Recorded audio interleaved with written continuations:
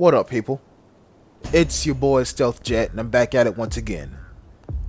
If I led a group of new players to play this game, is there a certain map I would recommend?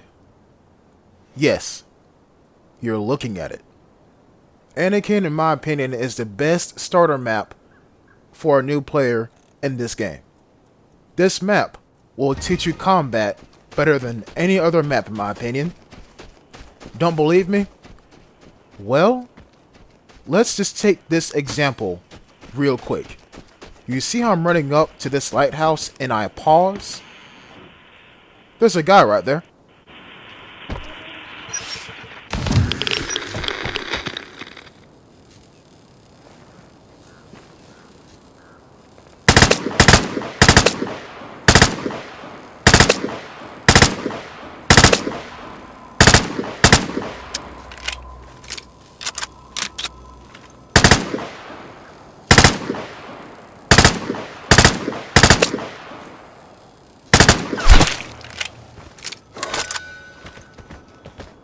Let me put it to you like this.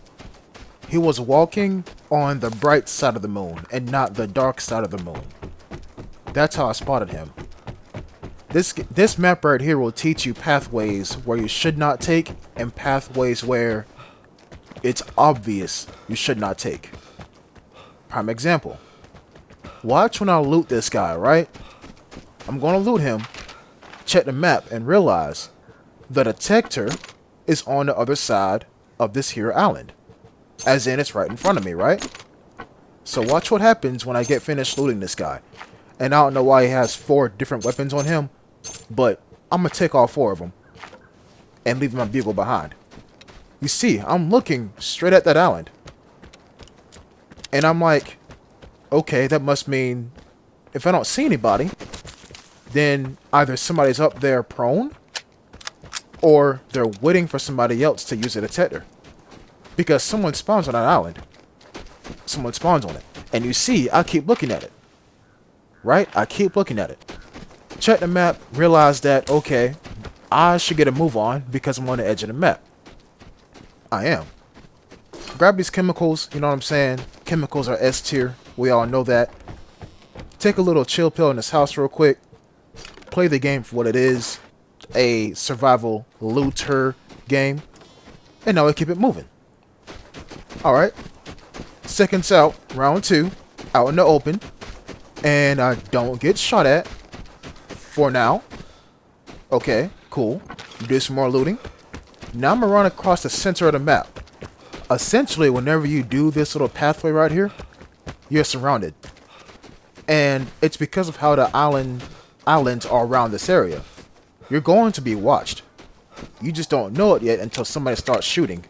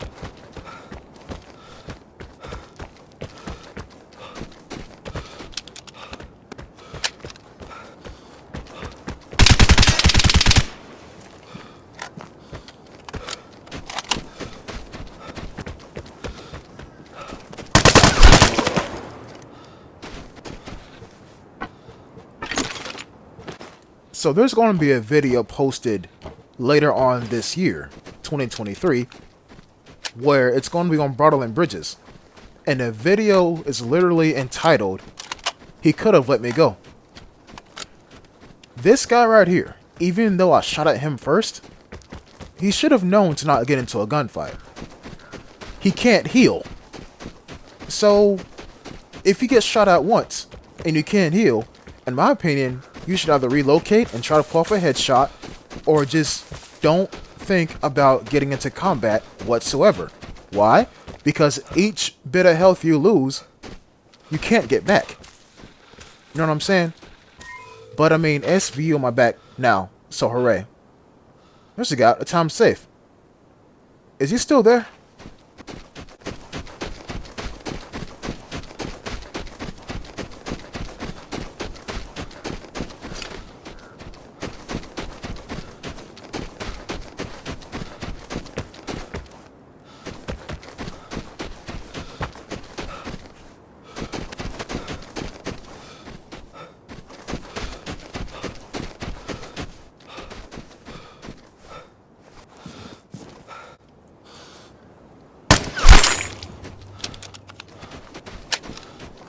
Well, he was still there, just not in the same spot.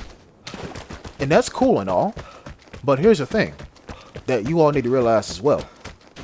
When somebody hits the detector, you need to move out of the area, not out of the house. The whole area. You feel me? And the entire reason as to why this guy got killed is because, look what he was doing. He was doing this, making himself a prime target for the guy who's going to come running from using the detector. I mean, there's only like 2 spots I could approach from. 2.